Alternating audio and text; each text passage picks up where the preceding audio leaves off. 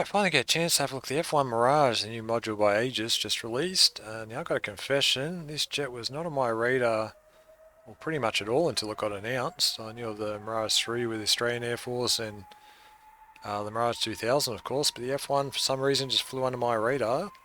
Might have heard about it in passing or seen pictures, but yeah, no real memory of it, so yeah, all a bit of a learning curve. One thing I do know, if it's by Aegis, it's going to be one ripper of a module because they've done the C101, which I think is one of the best ones in DCS. Terrific detail and work that's gone into that, and already I can see it on the outside here with the little extra details like the ladder in the helmet, which I love. Nice wheel chocks. And yeah, when I jump in, I can see that's not in the cockpit as yet, but that will come. As for the cockpit, it looks an absolute cracker. I love the look of it, just in general, but all the details as well. Very well modelled, all the wear and tear, which I always love. And yeah, very familiar. We've got the Mirage with the throttle and fuel switches here and autopilot, gauges, the power panel down on the right there. This here I wasn't sure about in some videos. It looked very distorted in some of the ones I was watching, but I'm pretty sure that was just FOVs because it looks absolutely fine there and I actually enjoy it. I like that bit of extra depth, and yeah, it looks very cool. Anyway, I'm at the range, or about to head up to the range. I'm at Nellis, and I figured I'd take it out for a bit of a shakedown and test the weapons. I've got a couple of bombs, rocket pods, and the sidewinders. I thought I'd check out this radar too. I won't be able to fire off them, but I'll be able to lock them up. And yeah, very excited. So let's jump in because I am going to start from the start and go through this whole checklist. Aegis always, well, in the C101 have put up the checklist before. It goes right through and gives you a lot of information, which I think is terrific, and every developer should take note and do the same. Make that extra effort to put the checklist with each plane, and I'm going to go right through from the start and all the cabin checks too, so if you don't like watching people switch switches, I suggest you skip ahead. I'll put it in the timestamp so you can do that. So we see some Tomcats heading out, just to add to the Cold War vibe. Alright, let's go. Exterior inspection has been done. Parking brake set, which is this one down here. Pulled out your set. Rudder pedals adjusted. Not sure if there's an actual adjustment switch I can do with that one, but the pedals look all good to me. Strap in, put helmet on, connect mask. We are strapped in, and the helmet's not there, so let's go, we've got that on. Connect mask, battery, which is on this panel, a bit dark at the moment. So switch here, battery on, warning horn on, which is this third switch. We've actually gone through the training missions they had embedded with the startup, landing and all that. So hopefully that holds me in good stead. Oxygen check, which was down here. There's a button there, press that. Oxygen all good. Seat height, I missed that one. I'm terrible at checklist reading through. I keep missing things. There's the seat height. I'm pretty lanky, so let's put it down a bit. Okay, cabin checks, cabin lighting rheostats, which are all these down here. Let's whack them on. Don't really probably need it because it's daytime, but I'll just whack it on anyway. See a bit of it coming through there. The C101 has a terrific lighting, so I'm sure it'll look great. Do another video at night at some stage. Emergency fuel transfer switch, which is down here, off. JPT emergency regulation switch, which is this one. So let's say auto. Just keep that where it is. Assume that's probably off by default. AB main cock switch, which is next to it, which is latched and covered. Guarded. In-flight reflight control, which is this one underneath the throttle here.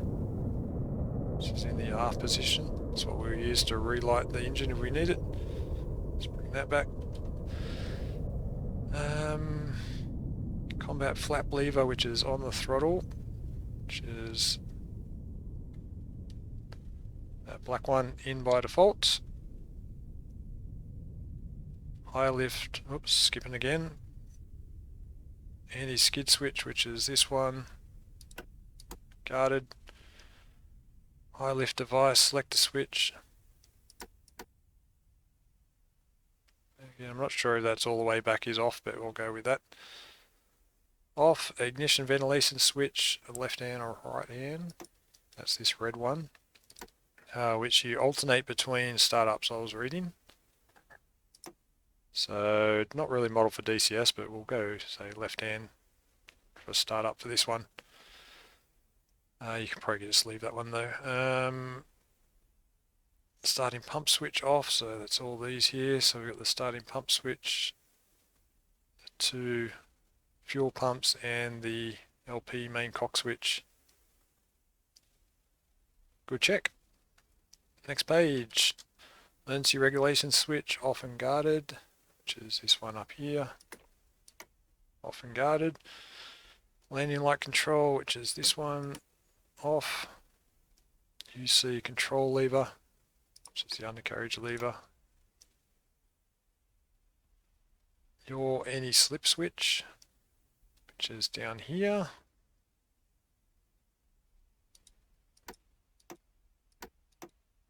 Again, I'm not sure which is off and which is on. I'll just leave it in that position, going with what's off is what we get in the cockpit usually. So we've got the anti-slip, and then we've got the pitch switch, the Arthur selector switch, and the stick couple switch guard, which is all guarded. 21, hydraulic pressure selector switch. 2-1 servos, which it is. Brake chute control forward, which is on the side here. Forward is the parachute. Canopy and brittle control, which is this lever, which is in the aft position. Shock cone push button, which I think is down here. Yep. Depressed. Which it is now. Armament control panel push buttons, which are all these down here. Make sure they're all off.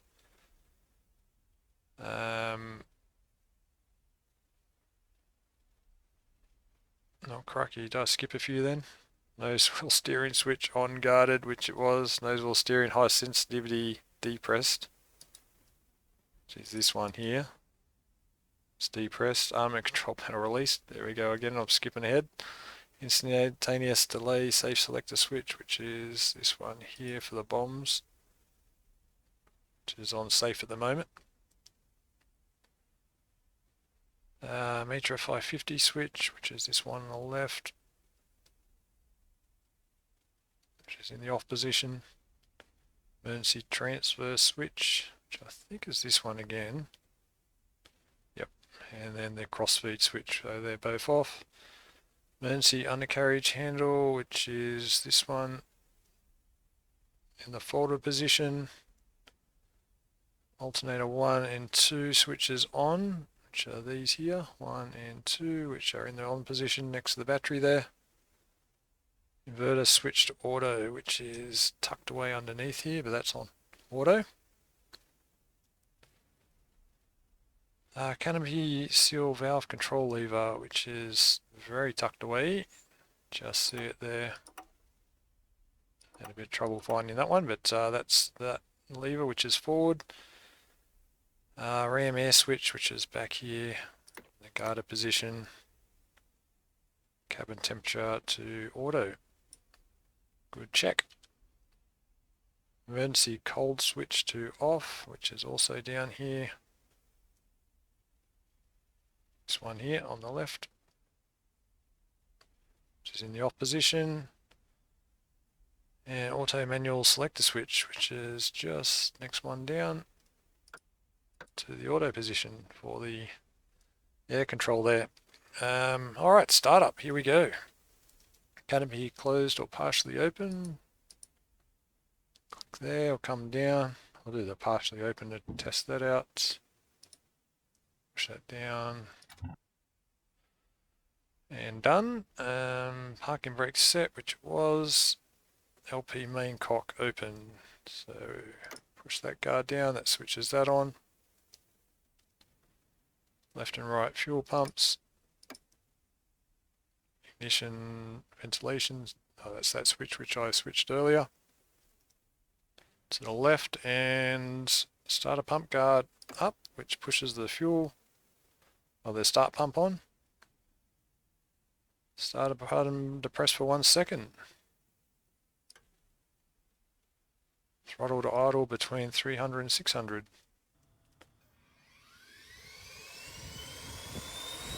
Throttle idle. And that should give us engine start.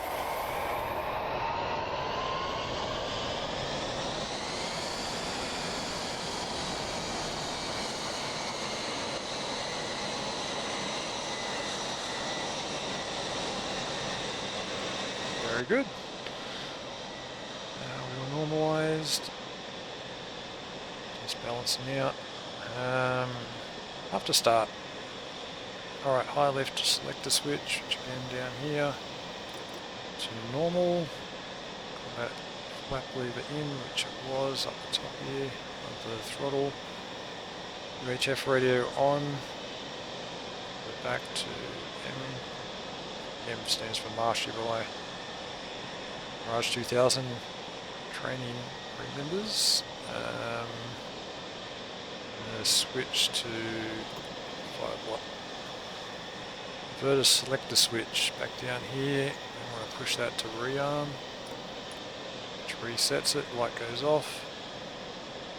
Servos reset, which is this button here. Press that. Trims tested and neutral, which are down here, the gauges. Let's do the pitch one. Actually down the others. We'll get to that. So that's moving and correct and all level. Hydraulic pressure's checked, which is the gauge above it.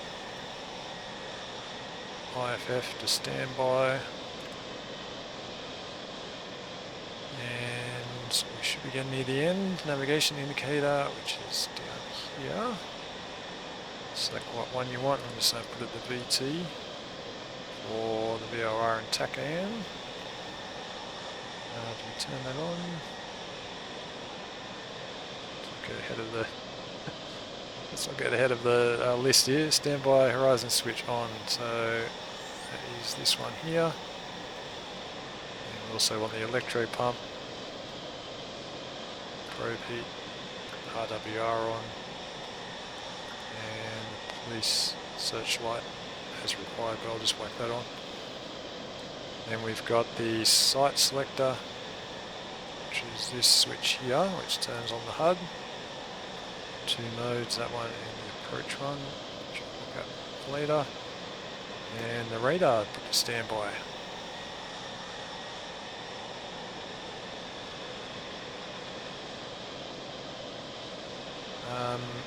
Heading and vertical reference system control, which is down here. Switch that to GM, this dial. That aligns all the gyros in it. And then next to that we've got the vertical light emergency gyromatic compass switch, which is this one next to it. Whack that on, TACAN, receive. So transmit, receive.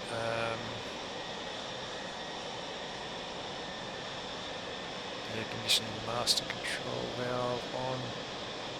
There's this one here, turn the air conditioning on. Show us the VOR, turn that on too.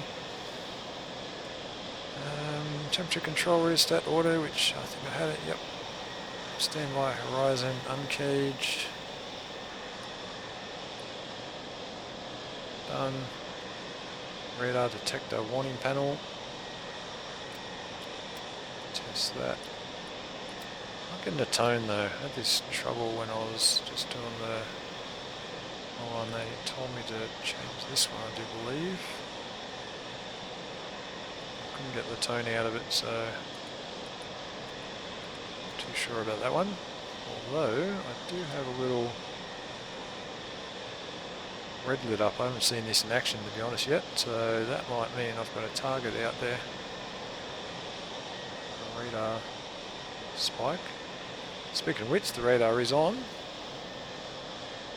Very nice. And there's the HUD as well.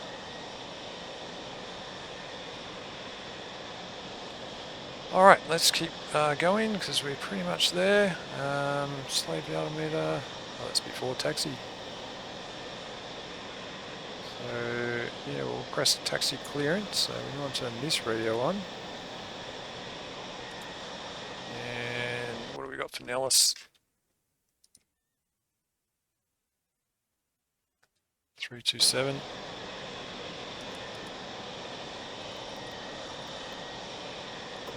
Watt and radio in.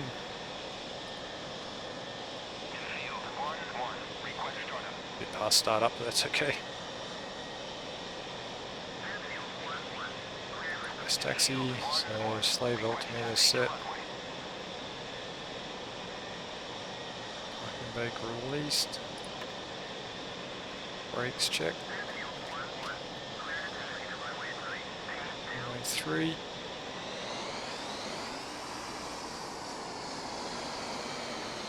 Check on the brakes. Let's move out.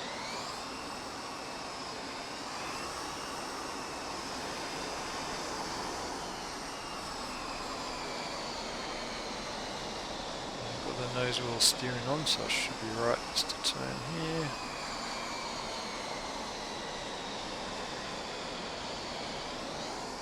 Beautiful. Let's bring this back up. During taxi, IFF to test, which I'm not sure how to do, to be honest. I don't think it's actually modelled, but I'm sure there's a test button somewhere down there. Adjust radar and sight as required, which you can adjust in here. Tucked away. You can remove that before you take off, I think. I like it on. And then down here we've got the radar brightness and all that. Standby horizon, miniature airplane adjusted. Looks good. Alright, let's get to the hold short and we'll go through the rest of it. Fast.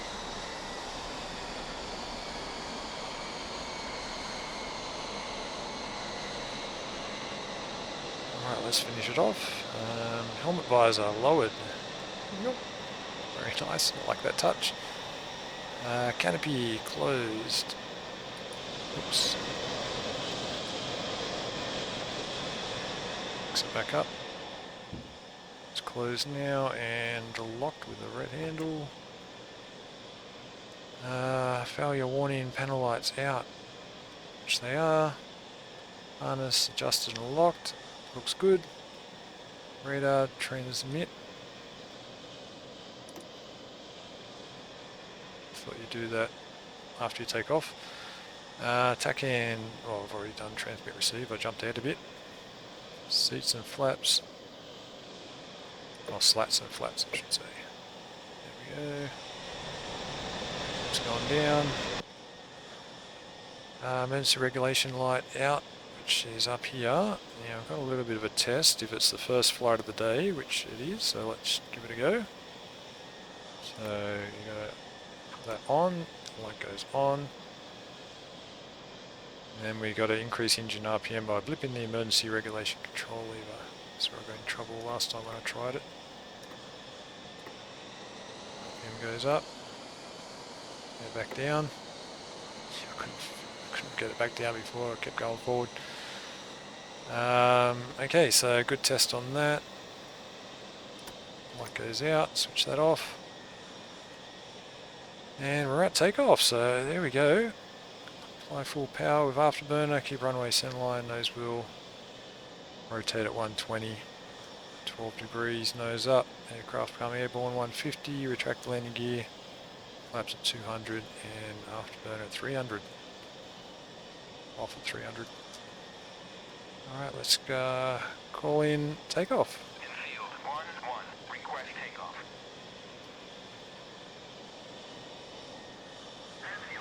It's beautiful up there.